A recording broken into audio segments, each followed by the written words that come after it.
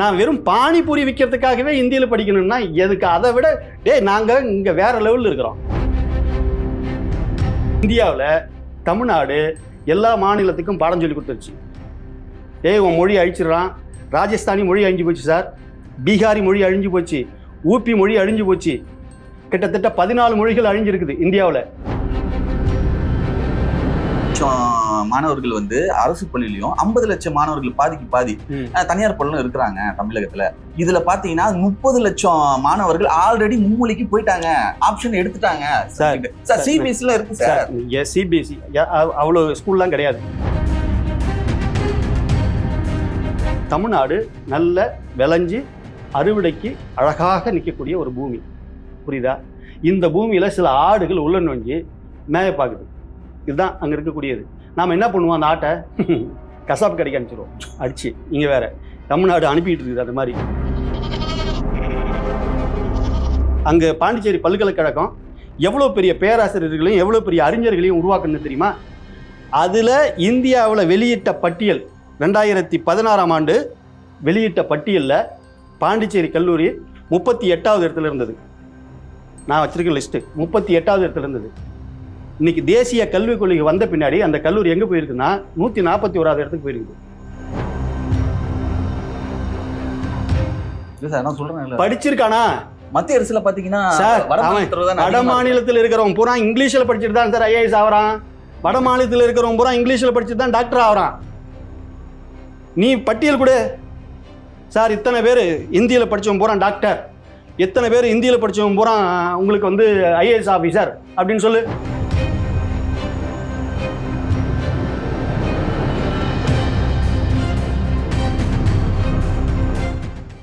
TN headlines YouTube channel நேருக்கு வணக்கம். இன்றைய நேர்காணலில் நம்முடன் இணைந்திருப்பவர் மூத்த பத்திரிகையாளர் NK மூர்த்தி அவர்கள் வந்திருக்கிறார்கள். அவரிடம் கேட்பதற்கு நிறைய இருக்கின்றன, வாருங்கள் அவரிடமே கேட்போம். சார் வணக்கம். சார் வணக்கம் சார். சமீபத்துல பாத்தீங்கன்னா தமிழ்நாடு கொஞ்சம் சென்சேஷனலா போயிட்டு இருக்குது. மும்மொழி கொள்கை சார், அதை ஏன் எதிர்க்கணும்? இந்தி மொழி வந்தா நல்லது தானே. அதாவது ஒரு மொழியை கத்துக்கிறதுனால நமக்கு வாய்ப்புகள் நிறைய கிடைக்குமே, அவங்க சொல்றது அதுதான் சார். பட் இது கரெக்டா? என்ன அதோடைய இது மட்டும் சொல்லுங்க. அதாவது முதல்ல அடிப்படையிலே ஒரு விஷயம் நாம தெரிஞ்சுக்க வேண்டியது என்னன்னா, நாம எந்த மொழிக்கும் எதிரானவர்கள் கிடையாது. எந்த மொழிக்கும் எதிரானவர்கள் கிடையாது.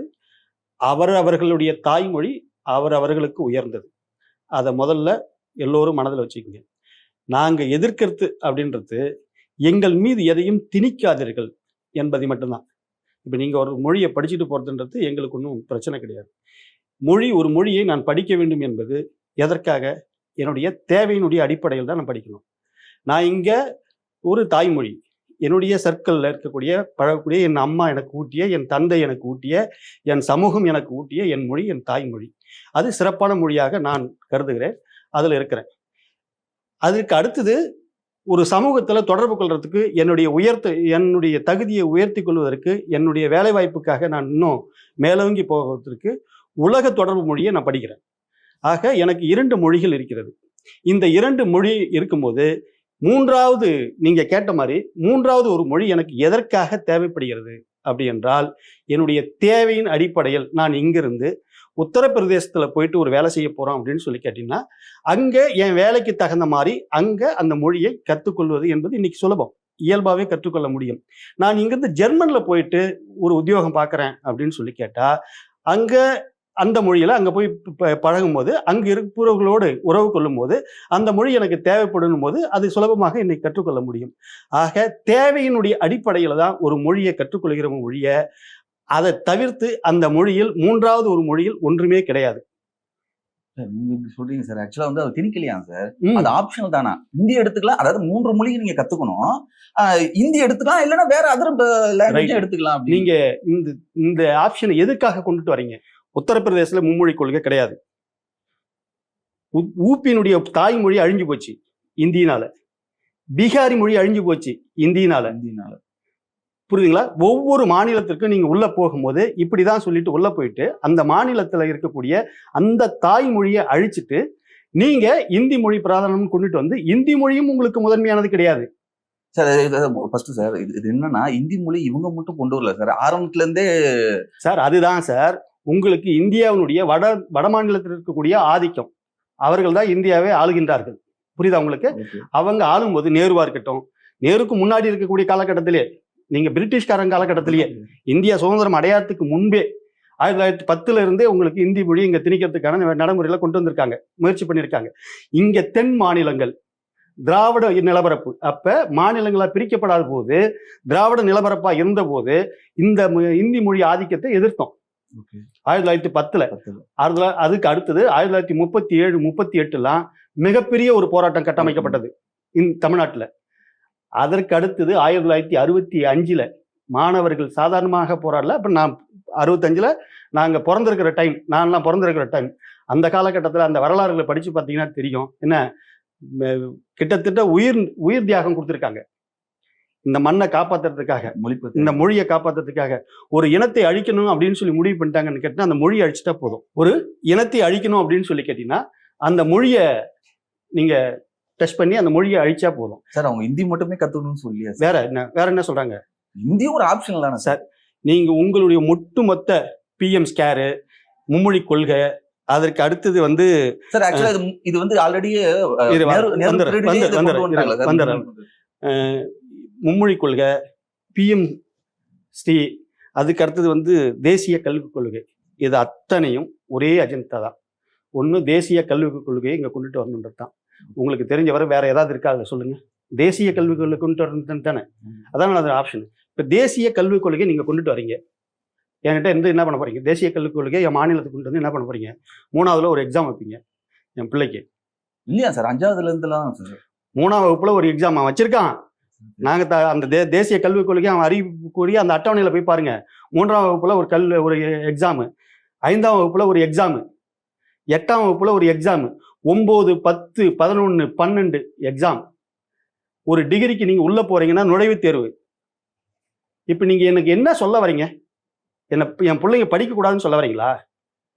அதுக்காக தானே வர, அதுக்காக தானே இங்க வர. வேற என்ன பழைய பூர்வீக கல்விக் கொள்கையை கொண்டு வரணும்னு நினைக்கிறேன்? என் பிள்ளைங்க, என் பேர பிள்ளைங்களாம் செருப்பு தைக்கிற போகணுன்ற, ஆமா பார்பர் ஷாப்புக்கு வேலைக்கு போகணுன்ற, தச்சர் வேலைக்கு போகணுன்ற, அதுக்கு தானே இப்போ உன்னுடைய பிளான், உன்னுடைய திட்டங்க கொண்டு வந்து நீங்க இங்க மண்ணில் கொண்டாந்து நுழைச்சு விடுற. நீ 3ஆவதுல ஒரு பிள்ளைக்கு எக்ஸாம் வச்சுன்னா 3ஆவதுலே தேரல, இதெல்லாம் ஒரு பிள்ளை அப்படின்னு சொல்ல மாட்டான். 3ஆம் வகுப்புல ஒரு எக்ஸாம் நடத்துற, அந்த குழந்தையுடைய பேரண்ட் சமூகத்துல சுற்றியுள்ள இருக்குங்க என்ன சொல்லுவாங்க? 3ஆவதுலேயே ஃபெயில் ஆயிடுச்சு சொல்லுவாங்களா, சொல்ல மாட்டாங்களா? 5ஆவதுல ஒரு எக்ஸாம் எழுது, 5ஆவதுலேயே இந்த பிள்ளை தேரல, அதான் மார்மேக்கு அனுப்பிச்சிட்டேன். 8ஆவது எக்ஸாம் இங்க அப்படி கிடையாது. அதுதான் சார், இந்த பழைய இருமொழி கொள்கை வந்து அந்த அளவுக்கு இல்ல, அதனாலதான் மும்மொழி கொள்கை கொண்டு வரணும்னு அவங்க சொல்றாங்க. நான் என்ன கேட்கறேங்க, ரொம்ப சிம்பிள். நீங்க மாடனா யாரை எடுத்துக்குவீங்க? உங்களுடைய ரோல் மாடல், நீங்க ஒரு ரோல் மாடல் நீங்க ஒருத்தர் எடுத்துக்கணும் அப்படின்னு நினைக்கிறீங்க, யாரை எடுத்துக்குவீங்க? நம்மளை விட உயர்ந்தவங்களை ஒருத்தர் தான் எடுத்துக்குவீங்க. நம்மளுடைய படிப்புல, நம்மளுடைய பொருளாதாரத்துல, நம்மளுடைய நாகரிகத்துல உயர்ந்தவங்களை தான் நீங்க ரோல் மாடலா எடுத்துருக்கீங்க. அதான வரலாறு. இந்தியாவில் தமிழ்நாட்டை விட ஒரு உயர்ந்த மாநிலம் ஒன்று சொல்லுங்க எஜுகேஷன்ல. மகாராஷ்டிரா. காது குடுத்து செவலி மேல அடிச்சு அனுப்பினவனலாம் இன்னைக்கு நேத்து முதலமைச்சராக இருக்கக்கூடிய தேவேந்திர பட்னாஸ் சொல்றாரு, இந்த நேத்து அறிவிச்சிருக்காரு சார். நீங்க நேத்து பேப்பர் பாருங்க, நேத்து அறிவிச்சிருக்காரு அவர் தேவேந்திர பட்னாஸ். இங்க அலுவல் மொழி மராட்டியத்தில் தான் பேச வேண்டும், எழுத வேண்டும். இந்தி எக்காரணத்தை முன்னிட்டும் இங்க வேண்டாம். நேத்து சார் பிஜேபி ஆள்ற மாநிலம் எங்க? பிஜேபி ஆள்ற மாநிலம் நேத்து தேவேந்திர பட்னாஸ் சொல்லியிருக்காரு. அதை என்ன சொல்லுவீங்க? இல்ல, அங்க அலுவல் மொழி சார், அங்க அலுவல் மொழி. இங்க இருக்கக்கூடிய தேவேந்திர பட்னாஸ் சொல்றாரு, மராட்டிய மொழியை எக்காரணத்தும் அழிவிற்கு நாங்க விட மாட்டோம், இந்தி இங்க உள்ளே நுழையக்கூடாது அவர் சொல்லியிருக்காரு. பாரதிய ஜனதா கட்சியினுடைய முதலமைச்சர். இப்ப என்ன ஆயிடுச்சு தெரியுங்களா உங்களுக்கு? இந்தியாவில் தமிழ்நாடு எல்லா மாநிலத்துக்கும் பாடம் சொல்லி கொடுத்துருச்சு. உன் மொழி அழிச்சிடறான். ராஜஸ்தானி மொழி அழிஞ்சு போச்சு சார், பீகாரி மொழி அழிஞ்சு போச்சு, ஊபி மொழி அழிஞ்சு போச்சு. கிட்டத்தட்ட 14 மொழிகள் அழிஞ்சிருக்குது இந்தியாவில். இப்போதான் மேற்கு வங்கம் கொஞ்சம் தலை தூக்க ஆரம்பிச்சிருக்குது. ரைட்டு, இனிமே இந்தியை உள்ள விடக்கூடாது. மகாராஷ்டிரா இப்போதான் தலை தூக்கு இருக்குது. ரைட்டு, இனிமே இந்தி இங்கே உள்ள விடக்கூடாது. நேற்று அறிவிச்சிருக்காரு தேவேந்திர பட்னாஸ். சார் ஆனா நீங்க இப்படி சொல்றீங்க சார், அண்ணாமலை என்ன சொல்லியிருக்காருன்னா ஆல்ரெடியே அதாவது 50 லட்சம் மாணவர்கள் வந்து அரசு பள்ளியிலயும் 50 லட்சம் மாணவர்கள் பாதிக்கு பாதி தனியார் பள்ளியிலும் இருக்கிறாங்க தமிழகத்துல. இதுல பாத்தீங்கன்னா 30 லட்சம் மாணவர்கள் ஆல்ரெடி மும்மொழிக்கு போயிட்டாங்க, ஆப்ஷன் எடுத்துட்டாங்க. சார் சிபிஎஸ்சில இருக்கு சார். நீங்க சிபிஎஸ்சி அவ்வளவு ஸ்கூல்லாம் கிடையாது. அவர் சும்மா போலியா ஒரு புள்ளி விவரத்துங்க கொடுத்துட்டு உட்காந்துருக்காரு. ஏன்னா இங்க அரசாங்கனுடைய கட்டமைப்பு என்னவா இருக்குது அப்படின்னு சொல்லி கேட்டீங்கன்னா 48,000 பள்ளி இருக்குது. எவ்வளவு? 48,000 பள்ளிக்கூடம் இருக்குது. பிரைவேட் பள்ளிக்கூடம் எத்தனை இருக்குது? விரல விட்டு சொல்லுங்க. அரசாங்க பள்ளிக்கூடத்துல நீங்க ஆவடி எடுத்துங்க சார், 31 ஸ்கூல் இருக்குது ஆவடியில. ஆனா இருக்குங்க, 31 ஸ்கூல் இருக்குது ஆவடியில, கவர்மெண்ட் ஸ்கூலு. நீங்க ஆவடியில நீங்க வந்து 31 ஸ்கூல் இருக்குதா பிரைவேட் ஸ்கூலு? சொல்ல முடியுமா? இல்ல அவரு சொல்றாரு என்னன்னு கேட்டீங்கன்னா, இங்க நான் 52 லட்சம் பேர் படிக்கிறாங்க, அங்க 54 லட்சம் பேர் படிக்கிறாங்க. சார் அதெல்லாம் டுபாக்கூர் கதை. விஷயம் என்னன்னு கேட்டீங்கன்னா, அவரு ரொம்ப சிம்பிளா சொல்லலாம். கிராமத்துல ஒரு பழமொழி ஒண்ணு சொல்லுவாங்க. என்ன சொல்லுவாங்க அப்படின்னு சொல்லி கேட்டீங்கன்னா, நல்ல தேர விளைஞ்ச பூமி அப்படின்னு சொல்லுவாங்க. தமிழ்நாடு நல்ல விளைஞ்சு அறுவடைக்கு அழகாக நிற்கக்கூடிய ஒரு பூமி. புரியுதா? இந்த பூமியில சில ஆடுகள் உள்ள நுழைஞ்சு மேய பாக்குது. இதுதான் அங்க இருக்கக்கூடியது. நாம என்ன பண்ணுவோம்? அந்த ஆட்டை வேலி போட்டு ஏதாவது கசாப் கடைக்கு அனுப்பிச்சிருவோம் அடிச்சு. இங்க வேற தமிழ்நாடு அனுப்பிட்டு இருக்குது. அந்த மாதிரி அவரே சொல்லிட்டாரு நேத்து, சொல்லி பாருன்னாரு, go back Modi, get out Modi, இது கெட் அவுட் மோடி சொல்லி பாருன்னாரு. பாடிட்டானா இன்னைக்கு உலக அளவுல ட்ரெண்ட் ஆகி கெட் அவுட் மோடின்றது என்ன அசிங்கப்படுத்தி அவன் கட்சிக்காரனே இன்னைக்கு காரி துப்புறான். ஏன்டா இந்த வார்த்தையை விட்டு மாட்டிக்கிட்டோமே அப்படின்னு சொல்லி. ஹிந்தி கத்துக்கிட்டா நாடாளுமன்றத்துல பாராளுமன்றத்துல கேட்டு புரியல. இல்ல சார், பேசுறதுக்கே சொல்றேன் சார். நல்ல ஒரு விஷயத்த தெரிஞ்சு இல்ல, நல்ல நான் ஹிந்தி வேண்டான்னு சொல்லல, திரும்ப நான் சொல்லல. உன் மொழி உனக்கு தாய்மொழி, உயர்ந்த மொழி. அதை எனக்கு வேணும்னு சொல்லாத. புரியுதா நான் சொல்றது? திரும்பவும் சொல்றது என்னன்னு கேட்டீங்கன்னா, உன் வீட்டுல நீங்க மட்டன் குழம்பு வச்சிருக்கீங்க அப்படின்னு சொல்லி கேட்டீங்கன்னா, சிக்கன் குழம்பு வச்சிருக்கீங்கன்னா அதை நீங்க சாப்பிடுங்கன்னு என்கிட்ட கொண்டாந்து கொடுக்காதீங்க. அது ஏன் உணவு கிடையாது. புரியுதா? நான் சாப்பிட்ற உணவு வேற, நான் மாட்டுக்கறி தான் சாப்பிடுவேன். என்ன நீ என்கிட்ட கொண்டாந்து நீ வந்து தயிர் சாதமும் தக்காளி சாதத்தையும் கொண்டாந்து கொடுத்துட்டு உட்காந்துருக்காது. நான் வேற, நீ வேற. நீ சாப்பிடு. உன் உடம்புக்கு ஆரோக்கியம் எதுன்னு படுதோ அதை நீ சாப்பிடு. என் உடம்புக்கு எது ஆரோக்கியம் படுதோ நான் சாப்பிட்றேன். உங்களை ஏன் டிஷர்ட் போட்டு வந்தேன்னு கேட்டேன் நானு. நீ ஏன் என்கிட்ட டிஷர்ட் கொடுக்குற சார்? ஆப்ஷன் தானா சார்? நீ எதுக்கு சார் என்கிட்ட டிஷர்ட் கொடுக்குற? நான் என்ன கேட்கறேன், உன் மொழியில டாக்டர் படிக்க முடியுமா? படிச்சிருக்கானா? உன் மொழியை லாங்குவேஜா எடுத்துக்கிட்டு டாக்டர் படிச்சிருக்கானா? உன் மொழியை லாங்குவேஜா எடுத்துக்கிட்டு ஐஏஎஸ் ஆபீசர் ஆயிருக்கானா? சொல்லு, பட்டியல் கொடு. சார் நான் சொல்றேன், படிச்சிருக்கானா? மத்திய அரசுல பாத்தீங்கன்னா வட மாநிலத்தில் இருக்கிறவன் பூரா இங்கிலீஷ்ல படிச்சுட்டு தான் சார் ஐஏஎஸ் ஆகிறான். வட மாநிலத்தில் இருக்கிறவன் பூரா இங்கிலீஷ்ல படிச்சுட்டு தான் டாக்டர் ஆகிறான்.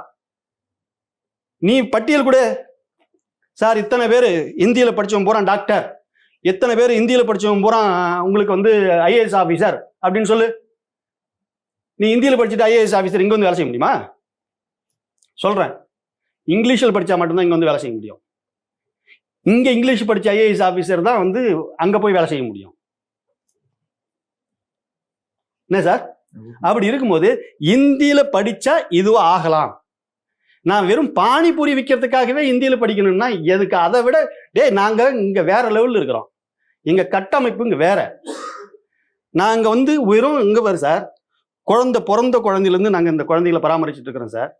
ஒரு தாய் வயிற்றுல இருந்து குழந்தை வந்துருச்சுனாவே அது ஊட்டச்சத்து மாவுல கொடுத்து, அதுக்கு கிட்டு கொடுத்து, என்ன அப்படியே கொண்டுட்டு வந்து பால்வடி கொடுத்து, பால்வடியில் ஊட்டச்சத்து மாவு கொடுத்து, எல்லாமே கவர்மெண்ட்.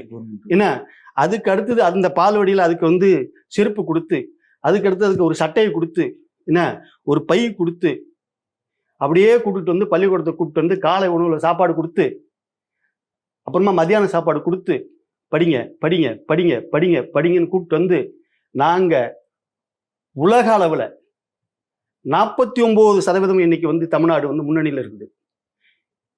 இந்தியாவே மொத்தமே 27% தான் இருக்குது கல்வி தரத்துல. இந்தியாவே ஒட்டுமொத்த இந்தியாவும் 27% தான் இருக்குது. நாங்க புதுமை பெண் திட்டம்னு சொல்லிட்டு ஒரு 1000 ரூபாய் கொடுத்து, நீ கல்யாணம் பண்ணிக்காத, +2 முடிச்ச உடனே வா பள்ளிக்கூடம், 1ஆவதுல இருந்து 12ஆவது வரலும் படிச்சுட்டு வர அந்த குழந்தைக்கு காலேஜுக்கு வந்துச்சுன்னா 1000 ரூபாய் கொடுத்து அவனுக்கு 7.5% இடஒதுக்கீடு கொடுத்து டாக்டருக்கு ஃப்ரீ கொடுக்குறோம். 7.5% இடஒதுக்கீடு மூலமா 1ஆவதுலேருந்து 12ஆவது வரலும் கவர்மெண்ட் பள்ளியில் படிச்சுட்டு வரக்கூடிய மாணவர்களுக்கு நாங்கள் டாக்டர் சீட்டு ஃப்ரீயாக கொடுக்குறோம். புரியுதா? நாங்கள் இங்கே படிப்படியாக கல்வியை உயர்த்தி ஒரு வளர்ந்த மாநிலமாக நாங்கள் மாற்றி வச்சிருப்போம். நீ நேராக வருவ என்ன தேசிய கல்விக் கொள்கைன்னு ஒன்று கொண்டு வர, வேற ஒன்றும் வேணாம் சார். இன்னும் ஒரு உதாரணம் சொல்கிறேன், கேட்டுக்கங்க சார். பக்கத்தில் பாண்டிச்சேரி ஒன்று இருக்குது சார். பக்கத்தில் பாண்டிச்சேரி தேசிய கல்விக் கொள்கைகள் தான் இருக்குது. அந்த தேசிய கல்விக் கொள்கைகளுக்கு முன்னாடி அங்கே பாண்டிச்சேரி பல்கலைக்கழகம் எவ்வளோ பெரிய பேராசிரியர்களையும் எவ்வளோ பெரிய அறிஞர்களையும் உருவாக்குன்னு தெரியுமா? அதில் இந்தியாவில் வெளியிட்ட பட்டியல் 2016ஆம் ஆண்டு வெளியிட்ட பட்டியலில் பாண்டிச்சேரி கல்லூரி 38வது இடத்துல இருந்தது. நான் வச்சிருக்க லிஸ்ட்டு 38வது இடத்துல இருந்தது. இன்னைக்கு தேசிய கல்விக் கொள்கை வந்த பின்னாடி அந்த கல்லூரி எங்கே போயிருக்குன்னா 141வது இடத்துக்கு போயிருக்குது. இன்னைக்கு பாண்டிச்சேரியில் ஆரம்பிச்சிட்டாங்க, உங்கள் கல்விக் கொள்கை எங்களுக்கு சரியில்லை. இடைநிறுத்தல் சார். இது எங்கே பண்ணி சார்? 3ஆவதுல 5ஆவதுல 8ஆவதுல 9ஆவது 10ஆவது 9ஆவது 10ஆவது 11ஆவது 12ஆவது இப்படி எக்ஸாமே வச்சு குழந்தைங்களை நிறுத்திட்டே இருந்தீங்கன்னா இடைநிறுத்தல் அதிகமாகும். நின்றுடுவானா? அப்ப நாங்க இடைநிறுத்தல விடக்கூடாதுன்றதுக்காக நாங்க கொண்டுட்டு போயிட்டு இருக்கிறோம். எல்லோருக்கும் கல்வி போய் சேரணும் அப்படின்னு நாங்க நினைக்கிறோம். எல்லோருக்கும் கல்வி கொடுத்துட்டு இருக்கிறோம். பட் நீங்க சொல்றீங்க சார், பட் அவர் என்ன சொன்னார்னா, நம்மள அதாவது அரசு பள்ளி மாணவர்கள்லாம் இருமொழி கொள்கையில படிக்கிறாங்க, ஓகே. பட் ஆட்சியில் இருக்கிறவங்கலாம் மினிஸ்டர்ஸ் அவங்கெல்லாம் பசங்கள்லாம் பார்த்தீங்கன்னா, பேர பசங்கள்லாம் பார்த்தீங்கன்னா மும்மொழி கொள்கையில தான், சிபிஎஸ்சி அந்த மாதிரில தான் படிக்கிறாங்க. ஏன் அவங்களுக்கு வரணும் தடுக்கிறாங்க? பணம் வச்சிருக்கிறவன் பணத்தில் மிதக்கிறவன். உதாரணத்துக்கு சொல்லுவாங்க, நானும் என் பிள்ளையும், அதாவது இன்னைக்கு குழந்தைய ஸ்கூலுக்கு கூப்பிட்டு போகிறது ஒரு ஃபேஷனு. அதுவும் எந்த ஸ்கூலுக்கு கூப்பிட்டு போகிறன்றது ஒரு ஃபேஷன். எப்படி தெரியுமா?